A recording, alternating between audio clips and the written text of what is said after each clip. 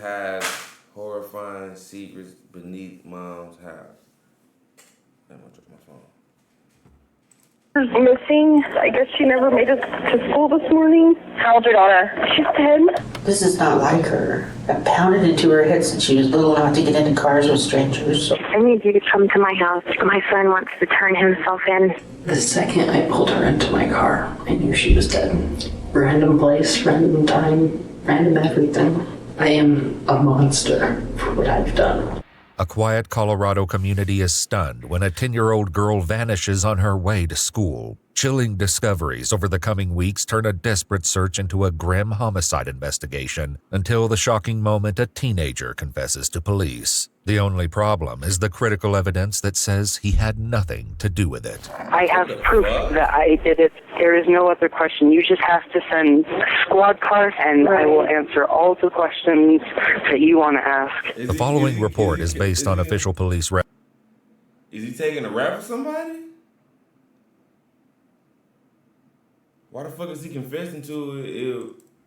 And most of the footage has never been seen before until now. On the afternoon of October 5th, 2012, a desperate mother in Westminster, Colorado calls 911 to make a heartbreaking report. My daughter's missing. I guess she never made it to school this morning. How old's your daughter? She's 10. Okay. Could she be with a father or anything like that? No, her father's in Missouri. When did you last see her? This morning when she left at 8:30. Did she walk? Yeah. And I checked her friend's house that she walked and they're not answering the doors. Okay. She doesn't have a phone or anything like that? No. Okay. Does she have a bike? Yeah, but she doesn't ride it to school. Well, have you looked? Have I looked for her? Have you looked for her anywhere? I went up to the school and my sister's walking up to the school the same way that she walked with her dog. And I went to her friend's house and kind of looked around at the park that's down the street. There's no kids there. Okay, what's your daughter's name? Jessica Bridgeway. News of 10-year-old Jessica's disappearance will soon grip the entire community, but in the early first hours, it's the family that police need to speak to, including the other two residents of the house, Jessica's aunt and her grandmother. How are you guys holding up? I don't know. I don't think her mother's doing well. It's kind of scary. Yeah. She never does things like this. She's a good kid. Yeah. Jessica's not really one to want to even run away. She's pretty a homebody. She's pretty, okay, she's, I know, kind of a homebody, but is she like pretty adventurous too? I don't think so. According to Jessica's mother, she packed her off for school that morning at 8:30, bundled up for the snow, and went to bed after working the night shift. It wasn't until approximately... It's snowing outside. It's snowing outside. Ain't nobody finna, like... Who the fuck just finna just, I'm finna go to somebody's house? What the fuck?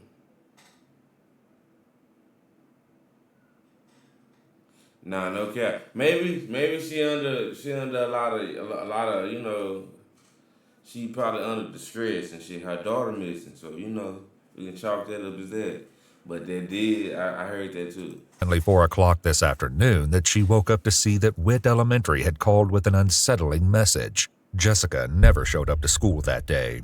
And then I got in the car and I drove over to her house and knocked on the door and banged on the door and nobody answered. So I drove up to the school and went inside. And did they never answer? She never got in contact with them? If so, that's kind of a red flag. Right? Saw that the office was closed. So we turned around and left and drove back to her house and pounded on the door again, rang the doorbell. Nobody answered. So I drove home and then I called 911. Does she know like the house phone number? She knows our house phone number by heart. Does she? She's not real clear on her address sometimes. She transposes the numbers. Oh, does she? Does she know like your guys' cell phones at all, or just the house phone? Just the house phone. What do you think? I don't know. I have no idea. Could be. I don't know. This is not like her. I pounded into her head since she was little not to get into cars with strangers, so I don't think she would do that. I mean, in my mind, I think maybe she started off towards school, she missed So she went heading on to the school too. She got to school late. Maybe the door was locked, so she decided to go back home. But I don't know how she would go back home, and obviously she didn't. The Ridgway family insists that it would be wildly out of character for Jessica to simply take off, and the lack of answers invites darker possibilities.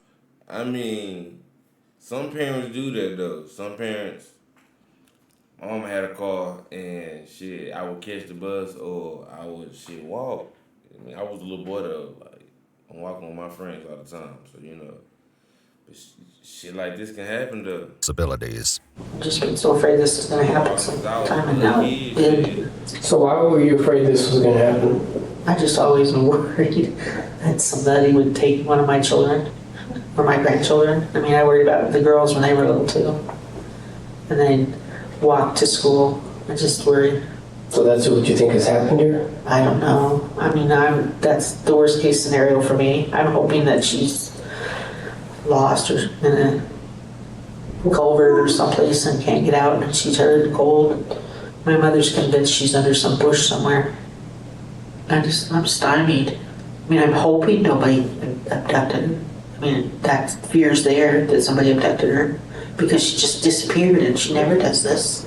God forbid if someone grabbed her or something, what do you think her reaction would be? Why the fuck, like, I know the family be the first suspect, but damn, I don't see nobody saying they went out and tried to look for her, none of that shit, bro. Ain't nobody, they ain't said none of that shit while they, you know, questioned the parents, research teams going out looking for none of this shit. I think her reaction, if it's somebody she didn't know and they just grabbed her, she would start screaming. Would she? Okay, good. In their determination to bring up anything that might be relevant, the family mentions some recent troubling incidents in the area. One day she said there were some people standing at the park that were just like standing there by the tree, and it made her nervous, so she came home. That was like 3 weeks ago. She said they were just standing there like this by the tree. At the beginning of the school year, or maybe it was the end of last year, they had that. But I understand that, but goddamn, y'all could be saving this baby life right now. Vicious person up at the Kettner Lake, and we had talked about making sure never to talk to anybody you don't know, and kind of usually reinforce it about every couple weeks, every month. What do you remember about that suspicious person? I don't remember. It was, they sent home like a letter saying there was... The school did? Yeah. In May, a woman reported being attacked by a man wielding a chemical-scented rag while jogging at the nearby lake. Though she fought him off successfully, he fled the scene and the police have yet to make an arrest. Hey, so these are some pictures of a girl at 120th and Washington in a Circle K gas station. Okay. It looks similar to Jessica. I can't really tell, unfortunately. The picture isn't real clear. Do you mind just looking at these and tell me what you think here? I know those are bad pictures, but unfortunately that's kind of the best we can do. It looks similar. And that's kind of how she keeps her hair. What's kind of your initial reaction when you saw those? I would say it's closer to being her than not being her. But you didn't think that was your daughter when you first saw him? Not right off the bat. Unfortunately, the lack of solid information leaves Jessica's family reeling. Oh, please God, please God, please God, please God. God, what must she be doing? Can we please find her? Can we please find her? Can we please find her? The search for Jessica Ridgway becomes the top priority of the Westminster Police Department, but the little girl is nowhere to be found. 2 days after her disappearance, however, a man in neighboring Superior, Colorado finds a backpack on the street outside his house that matches the description her mother gave police. 2 days. So you niggas ain't walked out y'all house in 2 days. All of a sudden, 2 days after she come up missing, y'all find a backpack outside y'all house. Ain't nobody took the trash out. Ain't nobody went to the car.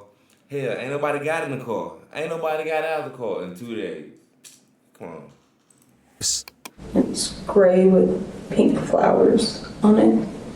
Inside the backpack are Jessica's distinct purple glasses, school books, clothes that smell of urine, and a water bottle that says Jessica Ridgway on the side. The finding is disturbing, but it's not until October 10th, 3 days later, that several sanitation workers happen upon a far more horrifying discovery while picking up trash on the side of the road, miles away from where Jessica was last seen.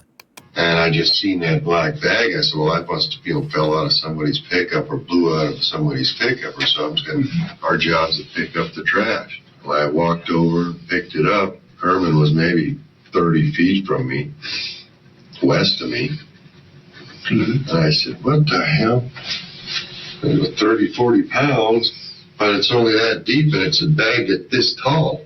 So what could be so heavy and so small? He was like, man, I went to pick this bag up. And he was like, it didn't feel right. So we, started looking at it. And my friend Bobby, he gets like the broom handle and he starts, poking at it. He didn't touch it, but he starts poking at it. He's like, man, I think that's something.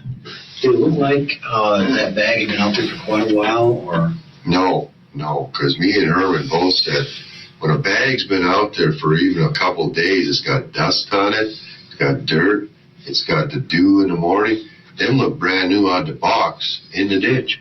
It was gooey on the bottom of the bag, like liquid was in there. But the sound of it, the top of the bag sounded hollow. I opened it, and I thought, there's another identical bag, only it's rolled up tight in the bottom. And it's the same bag, but rolled up.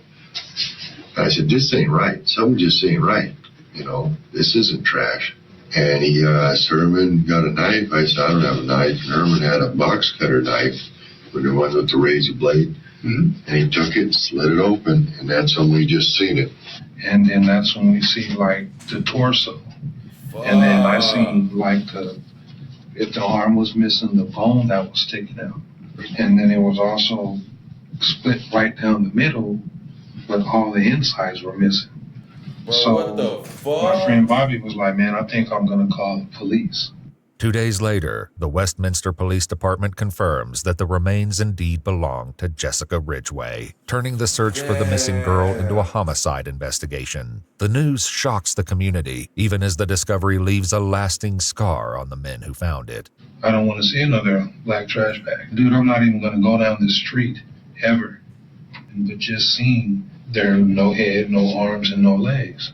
It had to be hard. It had to be hard for the person that even did it.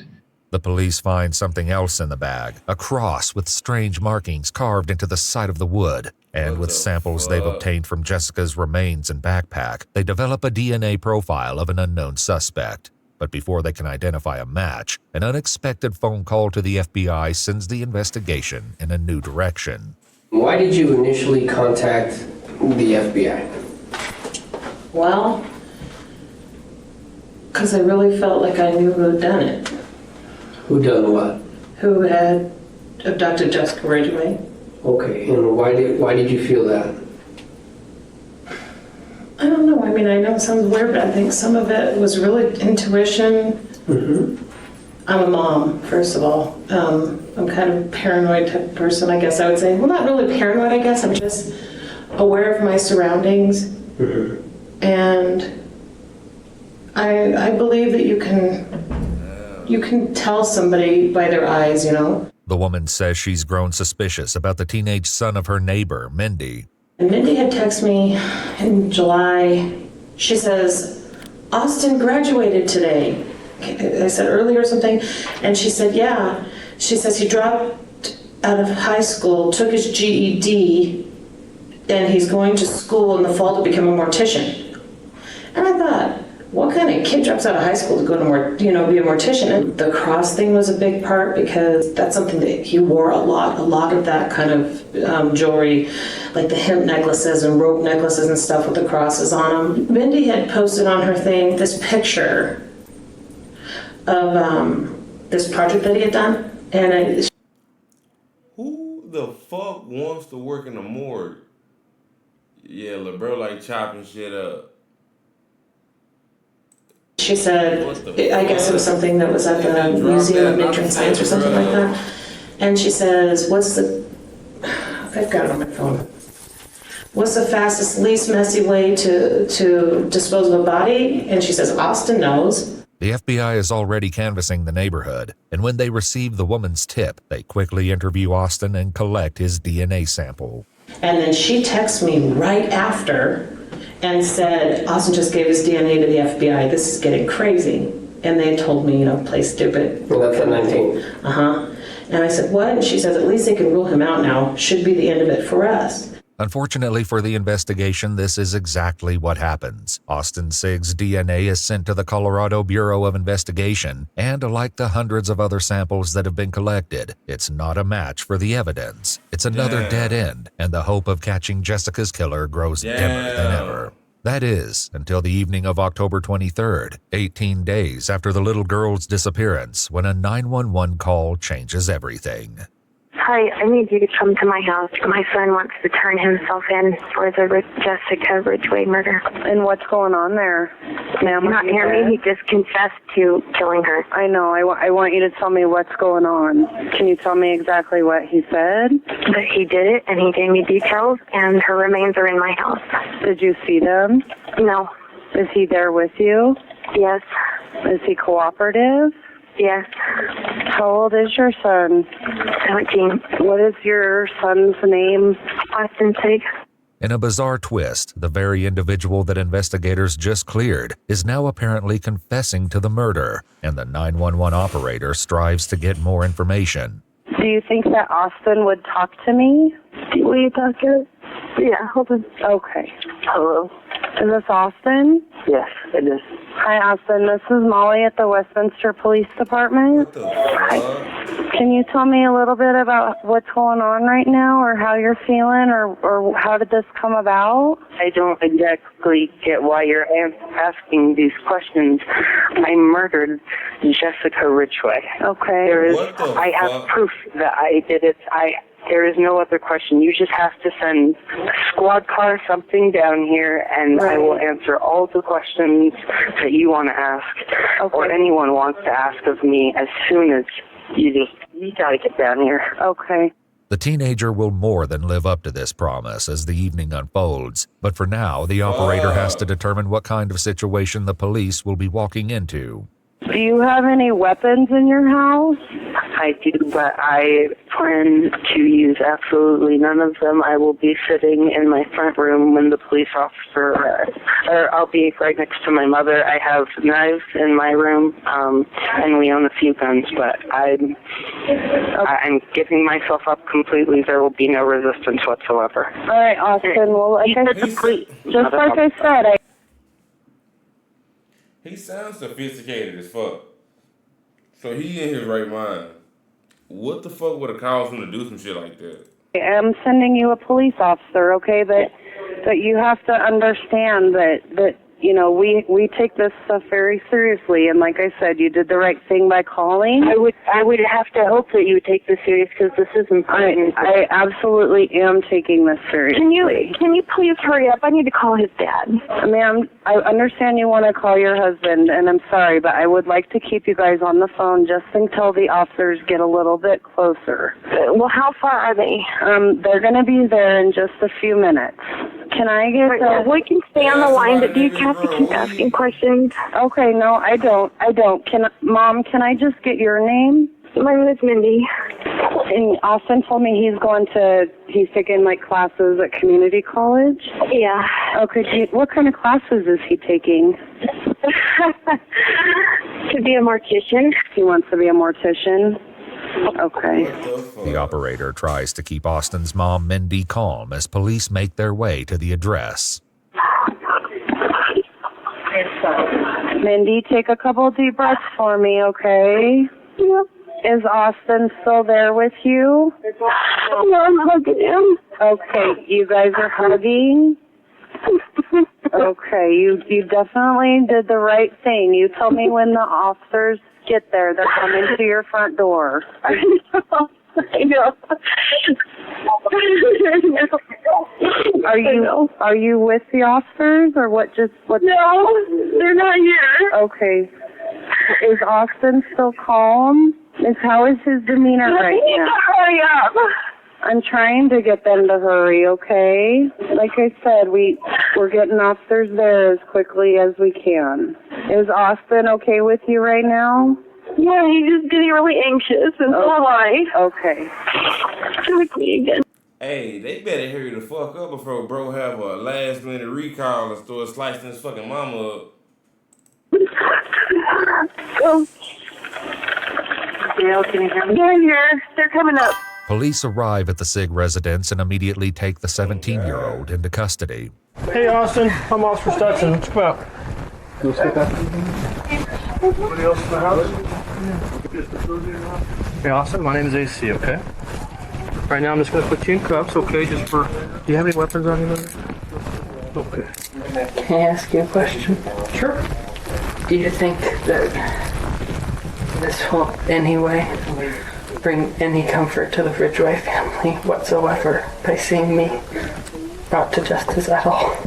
Well, I don't know the family, but I would say in my experience, people like some closure.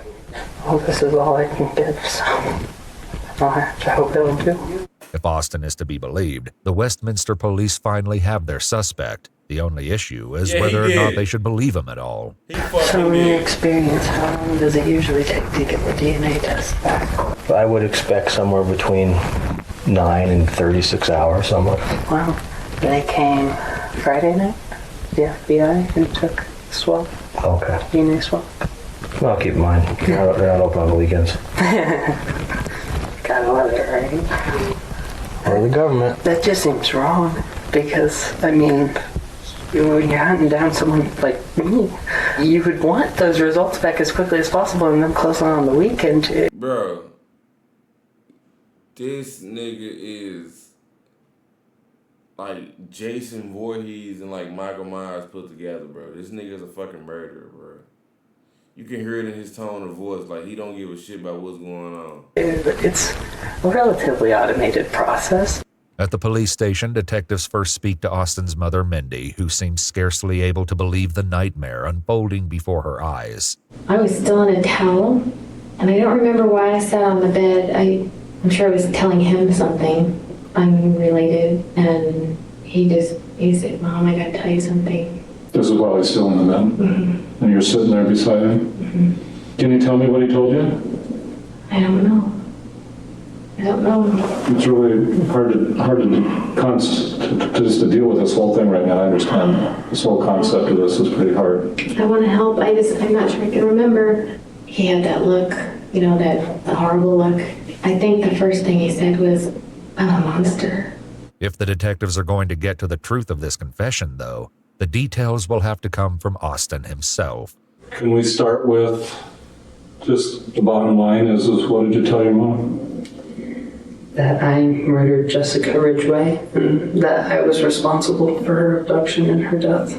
Can you talk to me now a little bit about what happened in this whole situation?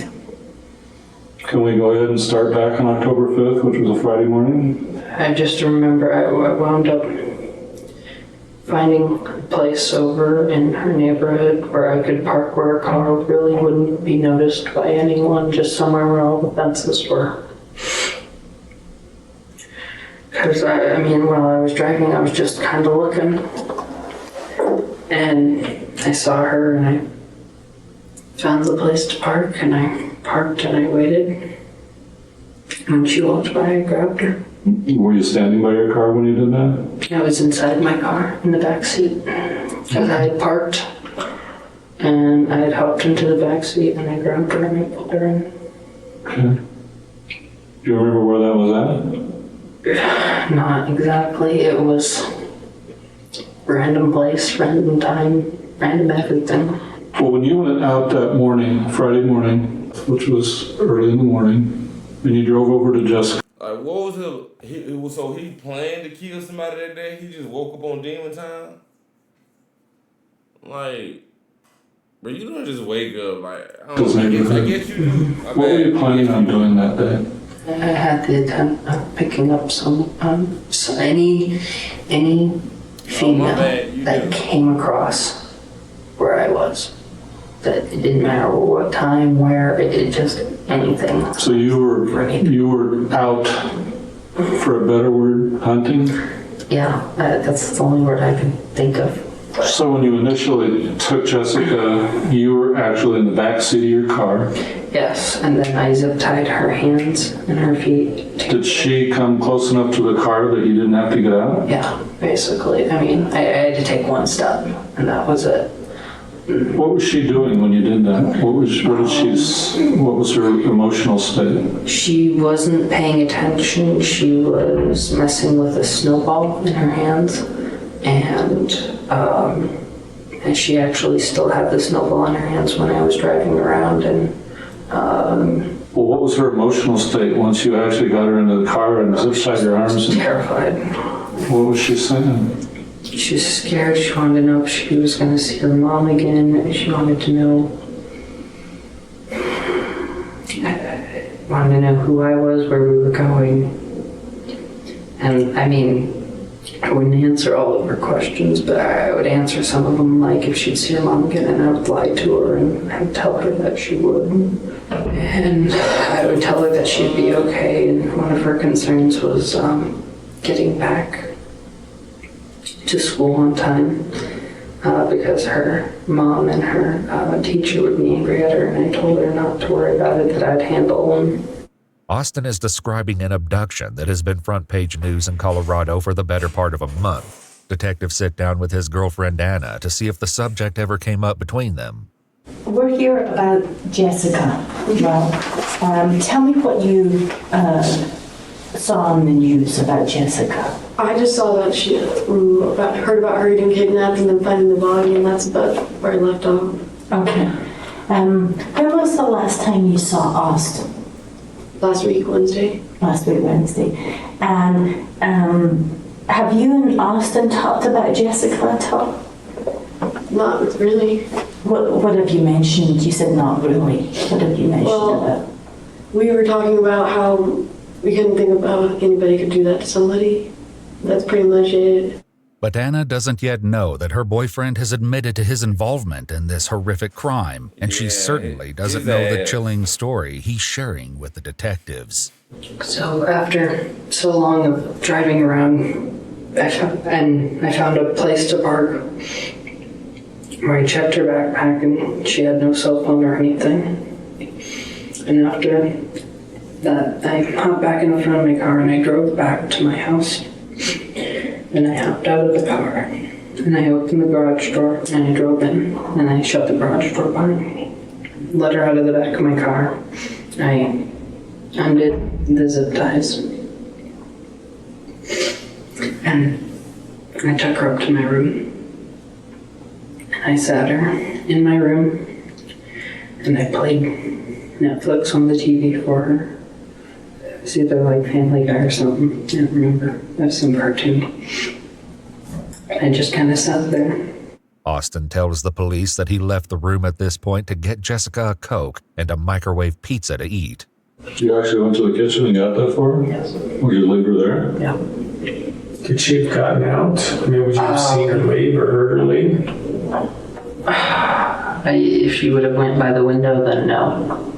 But any other way, then probably. So this is on the second floor, right? Yeah. It's got a two-story home. And she didn't put up any fight at all. Austin's grim confession takes place against the backdrop of the conflicting DNA evidence, and his grandmother appears to think something else may be going on here.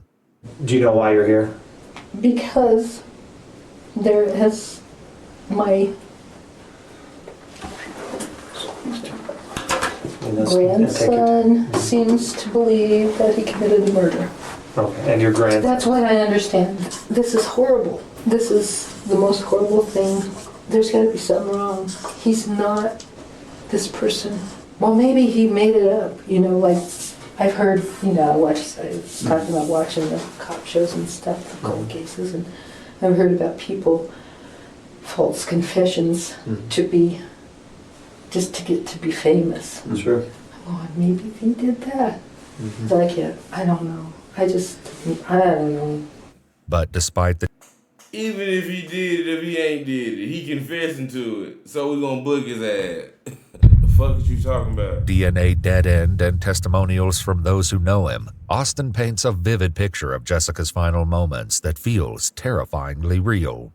After sitting there for probably an hour, maybe, I don't exactly remember, time kind of started feeling weird then.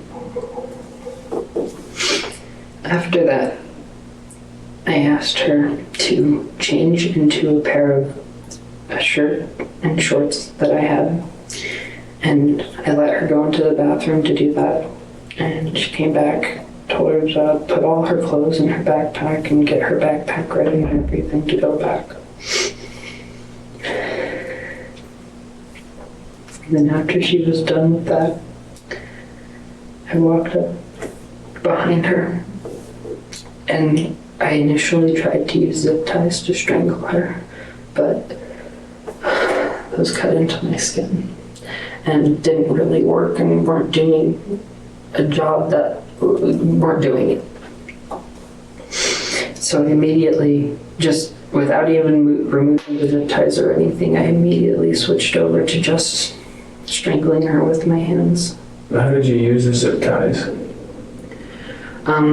They weren't quite long enough, so I daisy chained two of them together and I wrapped them around her neck and I pulled it tight, but it inevitably tore through my hand and wound up breaking. You actually have a mark on one of your fingers. Is that from the zip tie? Both, yes, on both ends. There's one. On both of the index fingers right here, you have a little mark where those were from pulling on the zip ties? Yes. When I choked her, I closed my eyes and I just said, I'm sorry, I'm so sorry. And then after she was dead, after she was, what I hope was dead, I put her into my bathtub face down and I made sure to fill it up with water to make sure that she was definitely dead. And then I cut off the clothes and threw them in a trash bag, and then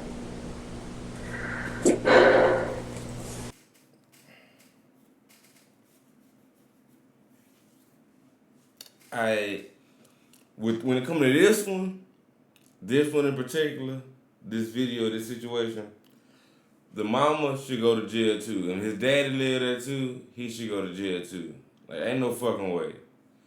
Ain't no fucking way this nigga's committing murder in y'all house upstairs and y'all didn't hear shit. Y'all didn't hear a motherfucking peep, a fall, not a thump, none of this shit. Ain't no fucking way. I sat and I cried. According to Austin, that was only the beginning of an unspeakably dark morning. Why did you feel like you had to take her arms and legs and her head off? Because I felt like it was the only way that I could conceivably hide the body, is if it was in more manageable pieces, I guess. It's a stupid question, but why are you trying to hide the body?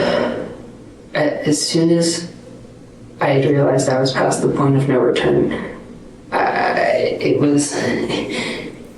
Nigga, when you kidnapped her, that was the point of no return. Once you committed kidnapping,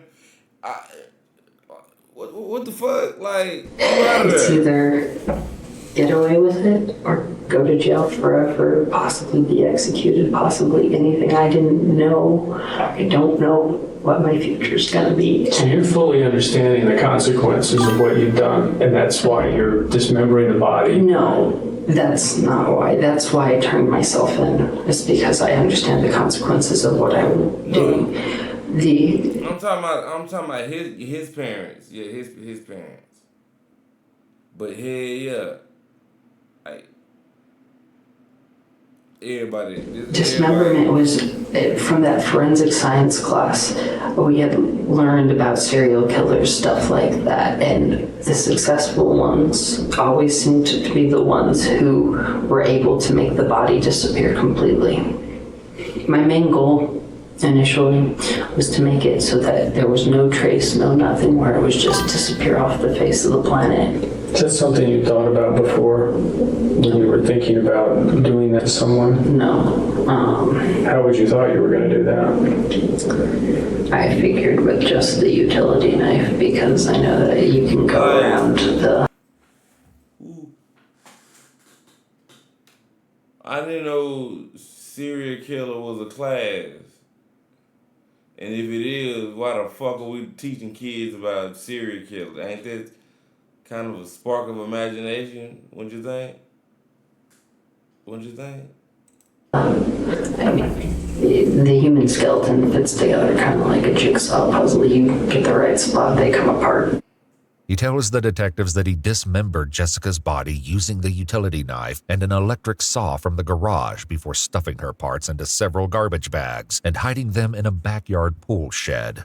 A couple of days later, in an effort to direct the search for Jessica to a different area, he left her backpack in a distant neighborhood. I felt like that didn't work, and so I decided the day the torso part was found, I decided to take that specifically out of the pool house, and I brought it back up and I re-cleaned it and double bagged it and tried to make sure that I used gloves and everything. And I went and I just drove until I found a good spot where I could park for a minute or two, hop out, pull, just dump it off the side of the road and keep going. Because I felt like that was the biggest piece that I had to get rid of, because it was, I don't know, the worst. But there was also a wooden cross found in that bag, an item Austin says he included as part of his devious ploy. I was just walking throughout, and I walked into my room and I happened to see... Yeah, hey, this nigga got away with the murder so good that he had to go confess to, like, nah, I did that. Like, ain't no fucking way. Like, bro, how the fuck you leave clues they still ain't catch you? And you gotta confess, like, ain't no fucking way, bro. It just sitting there, so I cut it off with its rope, and I just made some random engravings on it with the blade, just to, you know, in case somebody... What markings did you make on it? Well, initially I was gonna go for something cryptic like 666 or something that would be very clear that it was religious and demonic, or something to get them on that. Did you think that would distract them from you? Right. If they're looking for a religious fanatic, I'm not one. Okay. What you do though? I mean, that's what I was trying to do, is make it so I didn't fit the bill. Okay. Do you remember what the markings looked like that you did put on it? I put the 3 little etchings on the front, and then on the back I think I scribbled a Z or an S. I think it was like an S, or just kind of back and forth. And what did you use to carve it with?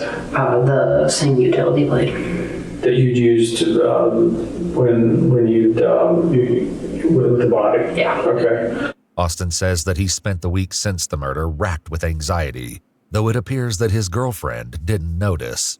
What about his attitude? How has he been in the last month? Is there anything different about him? Not at all. Okay. Does he have any injuries on him? Mm-mm. You haven't seen any injuries? What about, has he seemed happier than usual, or sadder than usual, or anything like that? Have you noticed anything different about him? Mm-mm. It seems that even those closest to Austin noticed nothing out of the ordinary, but then again, perhaps the young suspect was practiced in maintaining an innocent facade. Does anything else happen before today?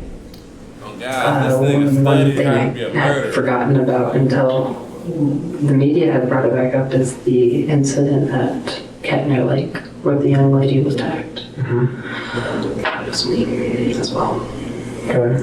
When you talk about the Kettner Lake incident, do you remember what you did on that case?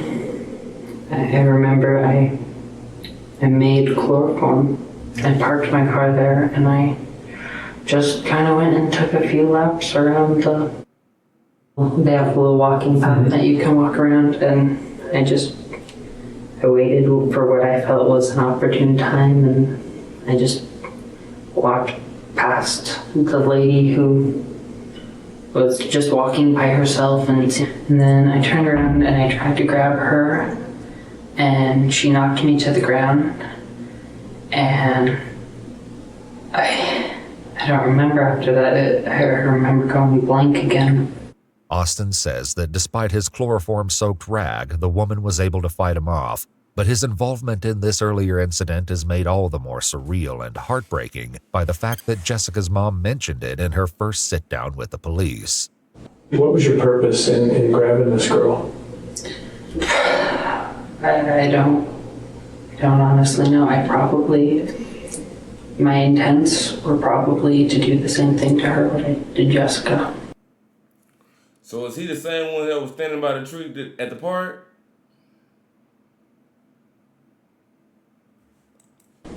While the police have yet to match the DNA from Jessica's remains to Austin or any other suspect, they have linked it to the Kettner Lake attack. Despite the lab results, it looks increasingly likely that the young man before them is responsible for both. And if this violence seems to have come from nowhere, a closer look reveals that there were signs along the way.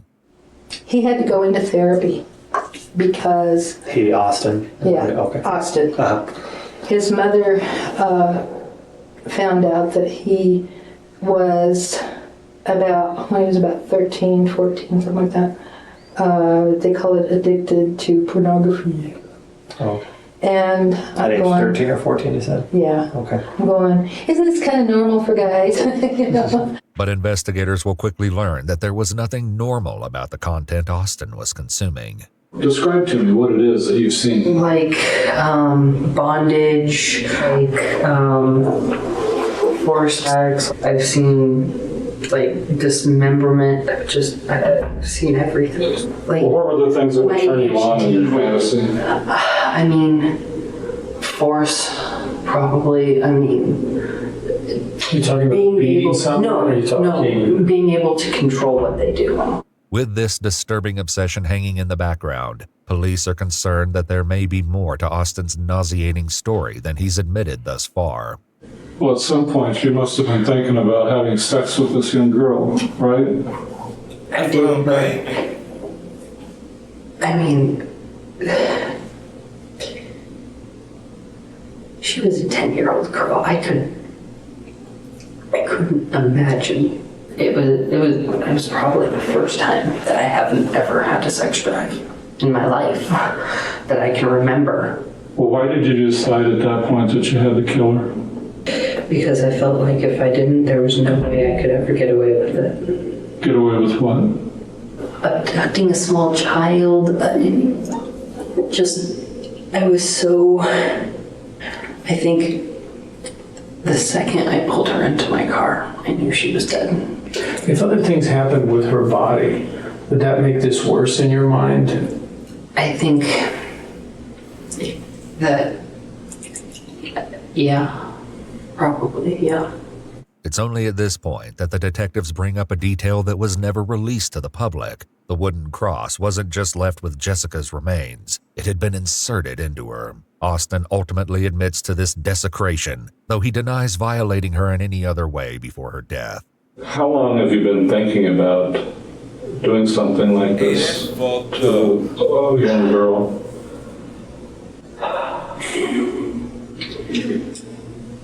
I would have to say... It might be easier. It wasn't even... had nothing to do with her age or anything. It was an easy target when she was laying there. All I could think of was, oh God, what have I done? And what did you answer yourself? I couldn't. Did you know what you did was wrong? I did, but I couldn't. I couldn't believe that I had done what I had just done. What do you think society would think about what you did to Jessica? I don't know about society because I've never really been that great with it, but I know that personally, I am a monster for what I've done. I couldn't find a better word to describe evil than exactly what it is. Did you say evil? Evil, yes. Austin has admitted responsibility for one of the most shocking murders in Colorado history, but a piece of the puzzle remains missing. That piece is soon found when investigators realize that Austin's original DNA sample to the FBI was lost, and his name was cleared in error. When they test a fresh swab, the result is a match. But even without that match, the evidence is impossible to deny. Let's go back to Jessica again. What you talked about the torso part. Yeah. What happens to the rest? What do you do with everything else? Everything else, I moved then from out in the backyard because I felt like they had cadaver dogs or search dogs or something combing our area. And so I moved all those pieces from in the back of where the pool house was to where the detectives found them tonight. Where was that at? Under my house, under a crawl space. The remaining pieces that are in your house, what do you think is still in your crawl space? The skull, the head, the arms, and the legs.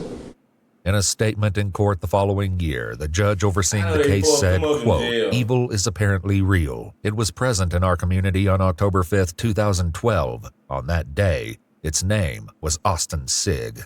Austin pled guilty to 15 charges relating to the kidnapping, murder, and sexual assault of Jessica Ridgway, the attempted abduction of the jogger at Kettner Lake, and possession of explicit material involving minors. Although being 17 at the time of the crime spared him for the death penalty, the judge sentenced him to life in prison for the charge of first-degree murder and at least another 80 consecutive years for the additional charges, ensuring that he will never be released. 1 year after her death, the Westminster community honored the young girl with the dedication of Jessica Ridgway Memorial Park, just down the street from where she lived. The dominant themes of the park are purple and green, Jessica's favorite colors.